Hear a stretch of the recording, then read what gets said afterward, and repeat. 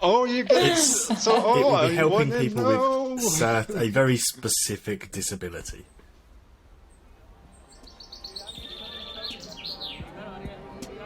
In my back Where garden. have you been to get the tan? It was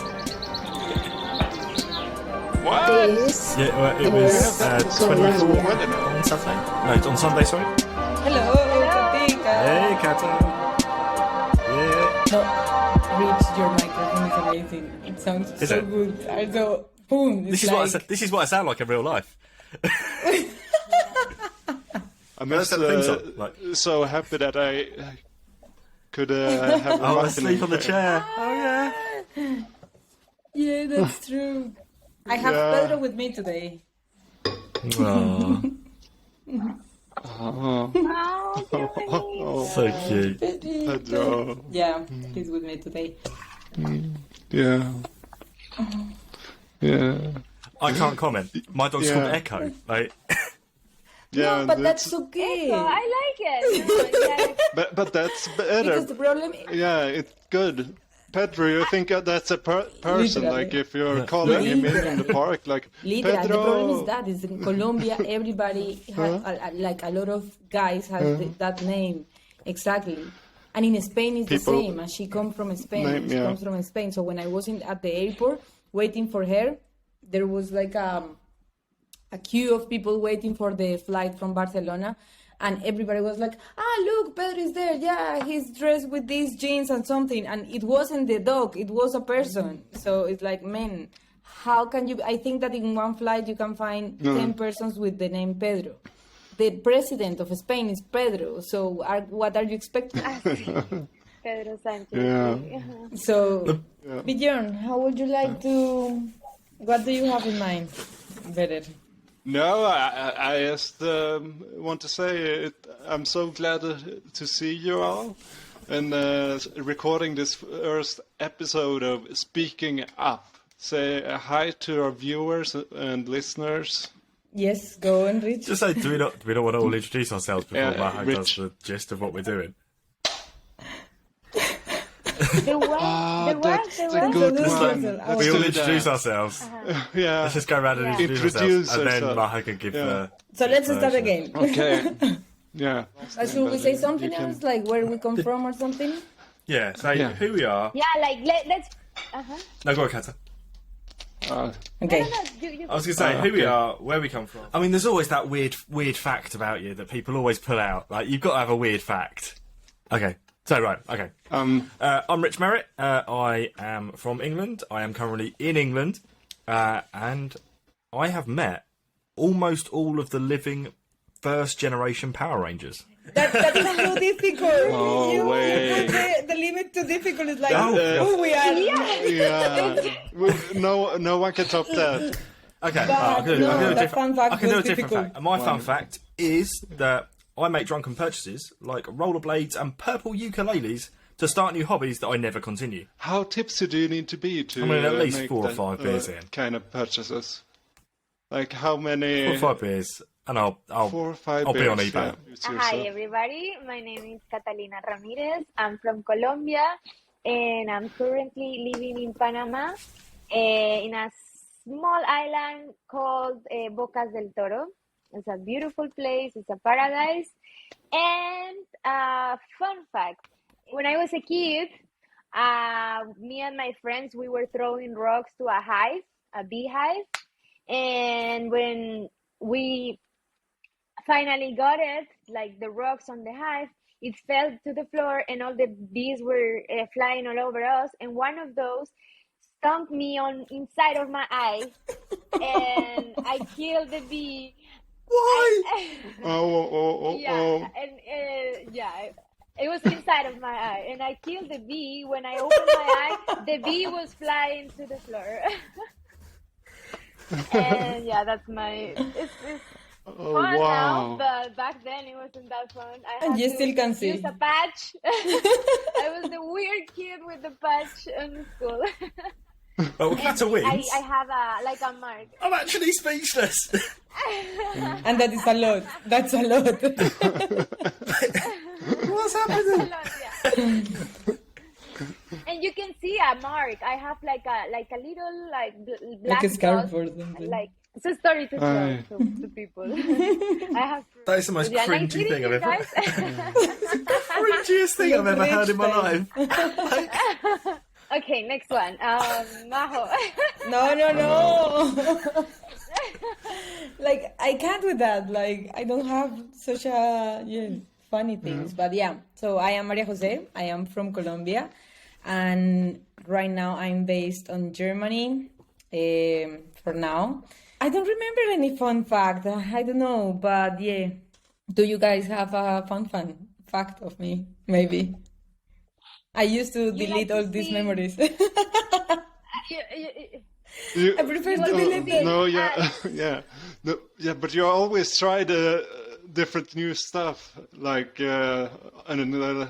are your guinea pigs with like questionnaires and like talking about the last year and what dreams and What are your goals for this year? Do you remember? Do you even have your paper? Yeah, that's true. I can't believe it. I can't believe it. But I used to, yes. I like to try different things. Björn. Okay, hi everybody.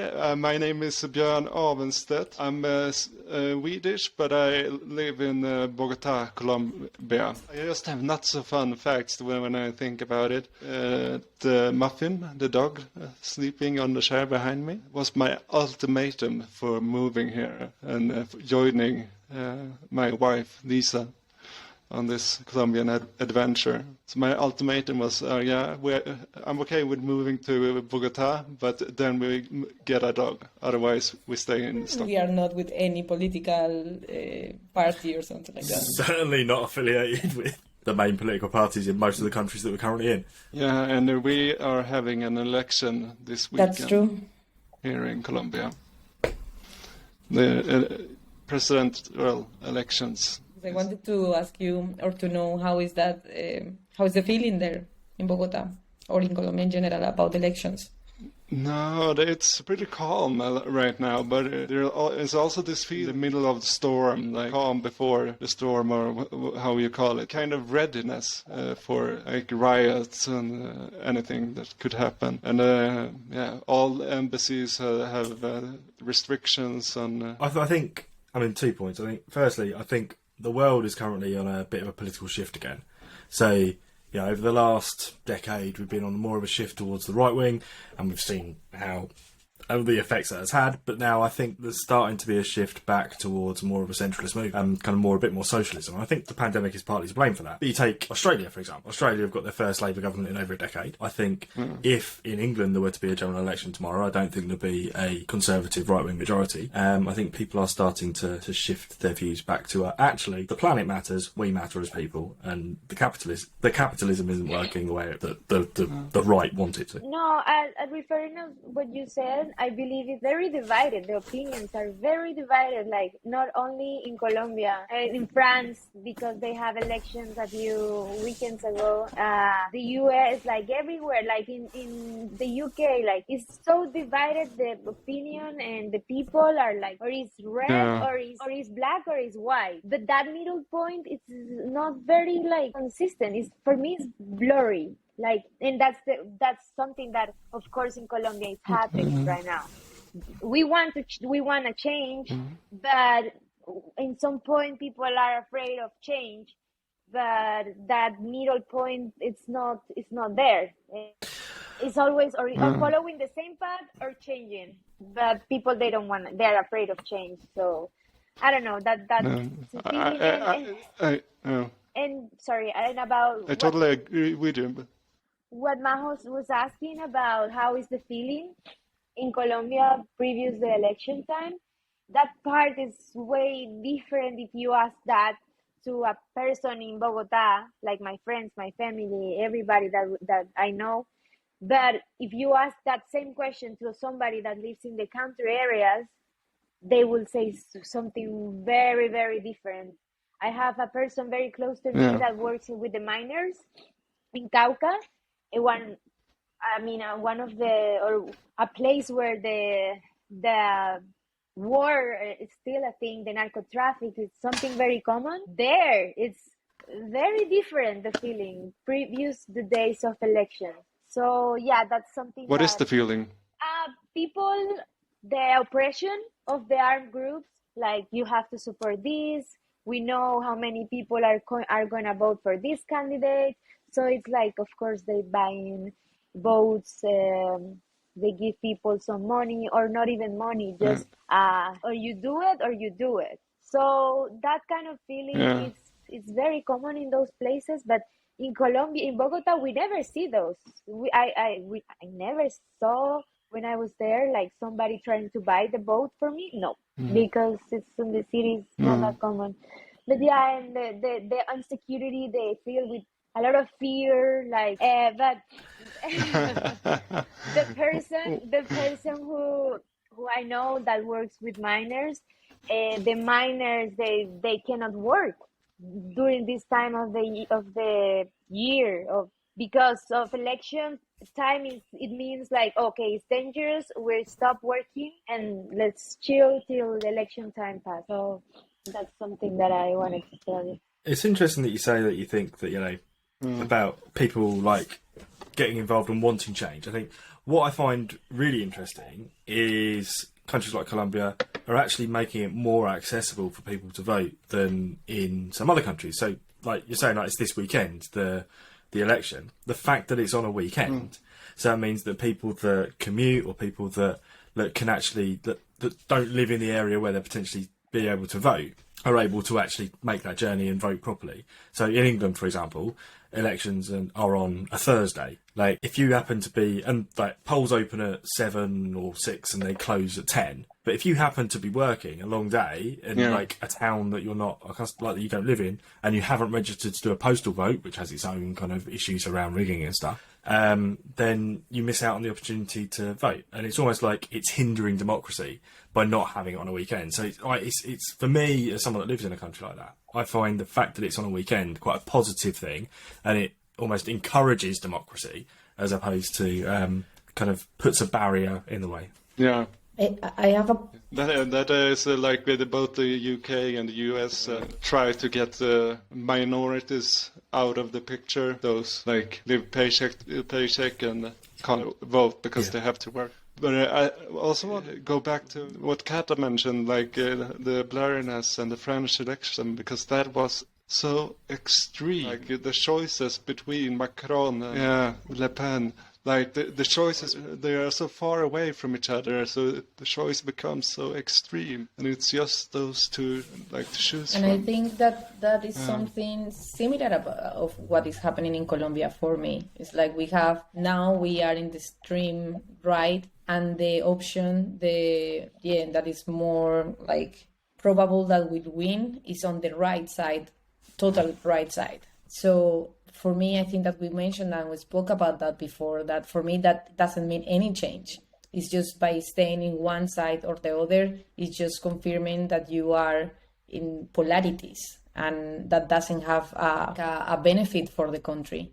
When you are just supporting one idea from one side or the other, it is exactly the same. But the problem is that the persons who are representing the center, they are not strong enough, or the people actually what they like or what give them security is to think on the other side. It's like, if this guy didn't work, so then I prefer to go straight to the other side. But actually, middle points, at least in Colombia and with the experience that we had, is not these people who you don't used to take a specific position, they are not strong enough to defend or to fight for the country. So that actually is something is interesting. I don't know if that is what we need to go to the other extreme to understand that actually both of them are not a right place to be.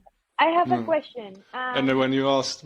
Sorry, Bjorn. I just have a question. You, Bjorn, that you live in Bogota, you are our representation in Colombia.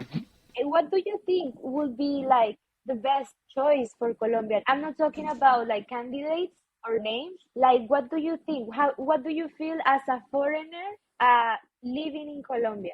Yeah, I think Colombia needs to take care of their own and really focus on the social securities for everybody. And but it's Colombia has so many issues. It's hard to say. But I also feel like they should look over tax system, like how they are taxes on capital gains and stuff, instead of having these estrado uno, dos, tres, cuatro, cinco, seis, because stuff like that just increases the feeling of being in it's. Colombians look at people differently. You're less worth if you're poor. I don't know, Kata. For me, it's a lot of stuff that doesn't make sense, but also there's a lot of stuff that is really good as well. It's so complicated. I think Colombia would be better off, a centrist that is leaning a bit left would rule the country for steady for a while, and not the current ruling party and the marionette president. But I would like to know, although usually people don't use to. Now I was also gonna say, when Maho asked me how the feeling is, it's I'm not representative of the feeling of Colombians or stuff like that. It's being in a diplomatic community. It's it's from a risk perspective, a lot of stuff. So the feeling for me has a risk perspective, and I don't think regular Colombians have that perspective. Of course, and also even though if I ask to my mother or something, she will have another opinion, and also if you ask to somebody just from the same city, also Colombians, Colombia is so big that could be happening different things all over the country. So it's just to see around you, what is just your perspective about that. And also, yes, I know that usually people don't used to give names regarding presidents, references or something, but do you have somebody in mind that you think it would be good, or do you know the candidates or something? Is something that is spoken in your social circle? No, but it's just two candidates, and it's Fico or Petro. Oh God, that's so. I think the Colombians have to choose the lesser bad stuff or the lesser evil, or how you would put it. It's more like that than people are feeling or believing in the candidates. I don't think anybody is happy about the candidates. I think what might be quite useful, if I can just step in as an outsider who's never spent a prolonged period, I've been to Colombia a few times, but never spent a prolonged period of time in Colombia like the three of you, about Colombia's electoral system, because obviously different countries have different electoral systems. Some are more complicated than others. You look at America's, that's really complicated. You look at England's, first past the post is pretty complicated, and then some countries have proportional representation, which is simple, and some might say fairer. Can someone explain the Colombian electoral system for any listeners that might not be aware? It's very much the same as the U.S. system, the election, the Congress elections. It's built similar as the U.S. government. Okay, Mahmoud, you're much better to explain. Maybe Kata is more into politics. Definitely, Kata is more into politics. But what I can say is we vote directly for president. Our votes, go straight to the candidates that we would like to. 1 month ago, or in March was March. It was right, Kata. The votations for March. Chamber of how is the name of that in English? Senator and House of Chambers. House of Chambers was the and that is where we vote for the senators for each party, and that's all. But I don't know, Kata, would you like to add something else? You also vote for. No, I was just going to say you also vote for the president, or which candidates who. So, for example, in this election, we had a huge list of candidates for being people who wanted to be candidates for being running for president, and from all of that list, people voted in March their favorite candidates. So they chose, some parties chose their candidates in that election during when they voted for senator and in the chamber. And now it's only like a list of 5 candidates, if I'm not wrong. Maybe you guys can correct me. And like the most voted, if the difference is very close, they go to the second kind of round of. And in that second election, they will choose one president. But yeah, it's very different than the United States, because it's not like each state or each department has their like some sort of like numbers of votes. No, it's like every person in Colombia older than is how you say older than 18 or 8+18 years. Over 18. Over 18. Over 18 years old, they can vote. If you're outside of the country, you can register your ID and you can vote in the consulate. Or a lot of people are already started voting in the U.S., in Spain. I was listening the news, so the election already started outside of Colombia. So to become the president, you have to have more than 50% of the votes. And if you don't have that, you go to like another election round. Exactly. And one thing that is really remarkable about Colombia, like the president is only allowed to serve for 1 term. Yeah, but that has a history too. Pepe Mujica, he said once, he was a president of Paraguay, and he said once that he didn't need more than 1 term, because what he thought to the people, to his people of his country, if he did his job right, people will follow him and his ideas. So that makes sense for me too, because he was saying like how people, when they get in power, they feel addicted to power, and maybe all of those ideas that you started with, maybe good ideas, they become like just an obsession of power. That's more or less what Pepe Mujica used to say. So I think it's fine having 4 years is enough. If you did the things right, the person on your party will follow it, and people will be happy. If not, we need some change, because if not, we will be like, I don't know, Venezuela or something like that. But we could add that like it will probably be a election weekend on June 19th as well, because the probability of one of the candidates getting more than 50% in this voting round is not high. But one thing that is really strange is a ley seca. Like dry law in the translation. That is so dry law in the translation. Yeah. But that's so strange. It means that Colombians are not allowed to drink alcohol during the election weekend. Because people like you, Rich, will go drunk and make decisions. Yeah. I've never voted drunk. If we take decisions being sober, imagine being drunk. So look, somebody had to take the decision, be the responsible. To be fair though, you are buying lots of stuff. This is just like a fun fact about Colombia that people might not be aware of, but like it's also like some towns have a similar thing on Halloween, which like I think is really, really cool. Like, so I remember being in Colombia in Halloween in 2020 and wanting to go and find a beer because I like a beer, and no one would sell me beer because it was Halloween and they wanted to like allow the kids to run free and not worry about drunk grown-ups anyway. So that was a really cool thing, I thought. Personally, maybe in different cities, because in Bogota, this was like in San Rafael, it's like a tiny town, like North Medellin. Like. Because actually in Bogota it's totally the opposite. It's like it's the opportunity for everybody to get drunk, and they usually take the whole weekend to celebrate Halloween. I was in Bogota 3 days before that. I should have stayed. But there is something that I would like to add, maybe some information about which are the candidates right now for presidential elections in Bogota. And also, sorry, Mahe, just to jump in. So I agree. I think that is relevant.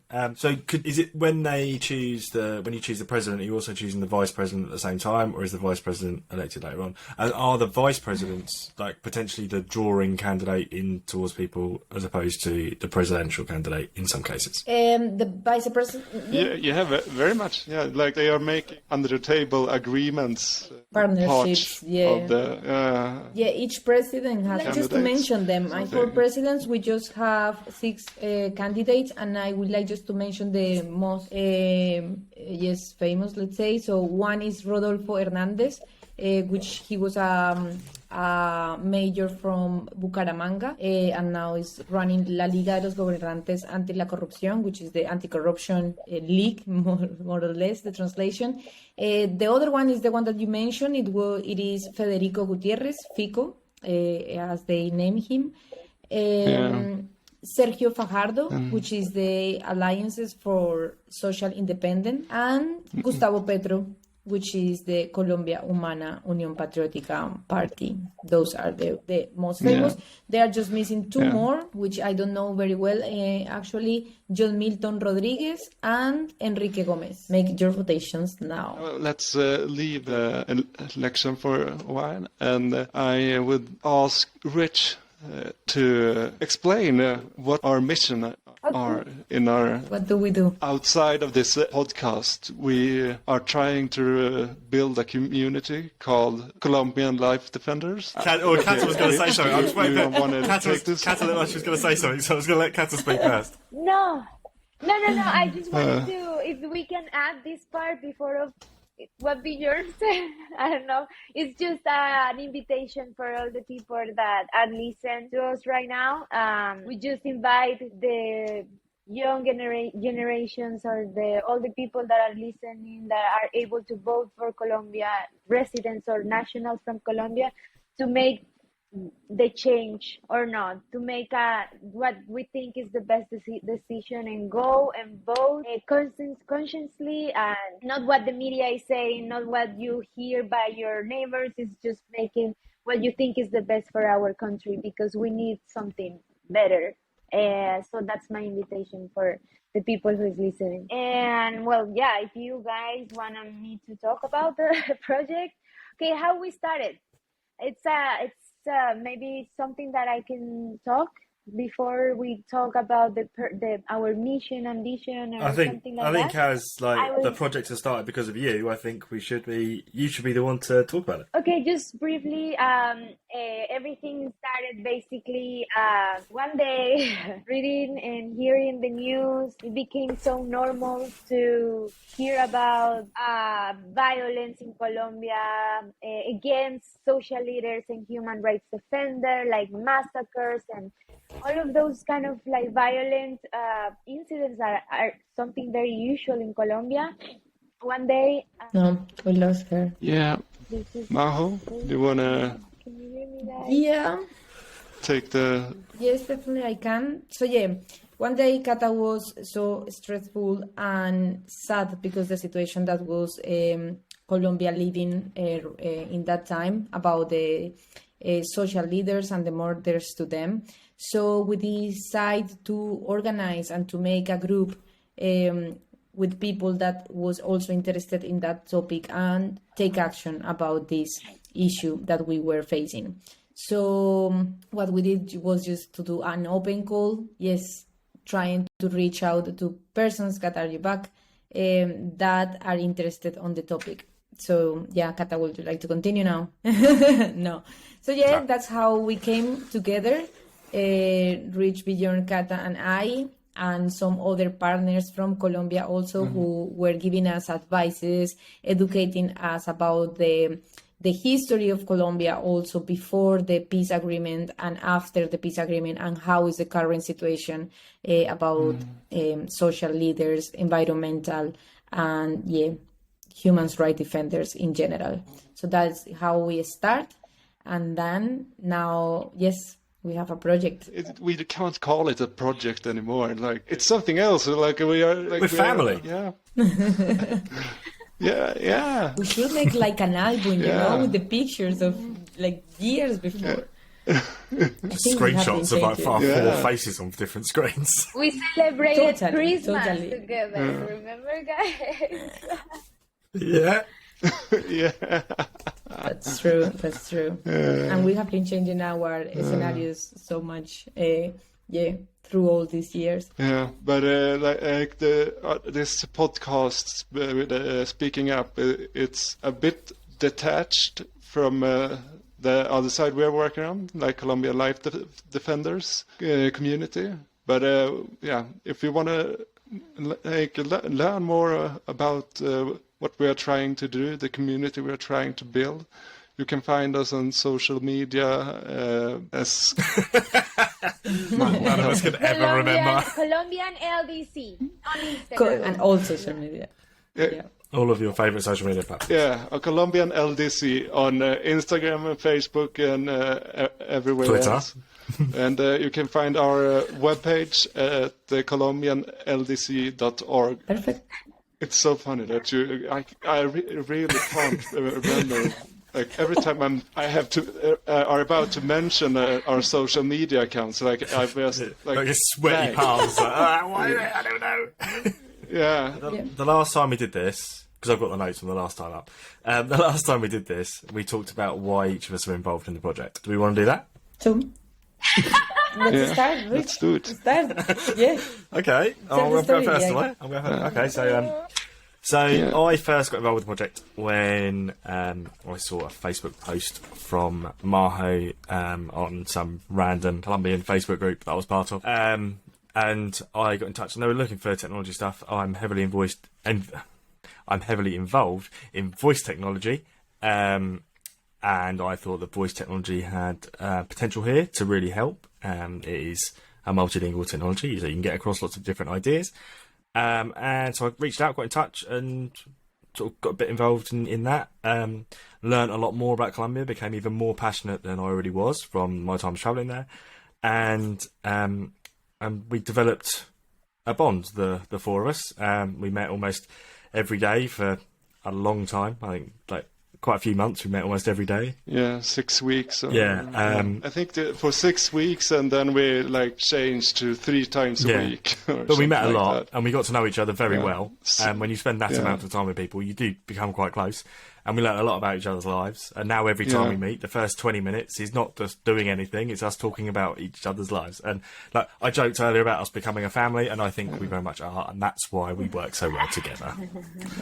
So yeah, What else that's why I got should we involved. add? So nice, That's Rich. why I got involved, and that's why I'm still involved. And our ideas are forever ever evolving, and we come up with new things all the time of ways to try and help raise awareness for human rights defenders and try and kind of make a real difference in Colombia.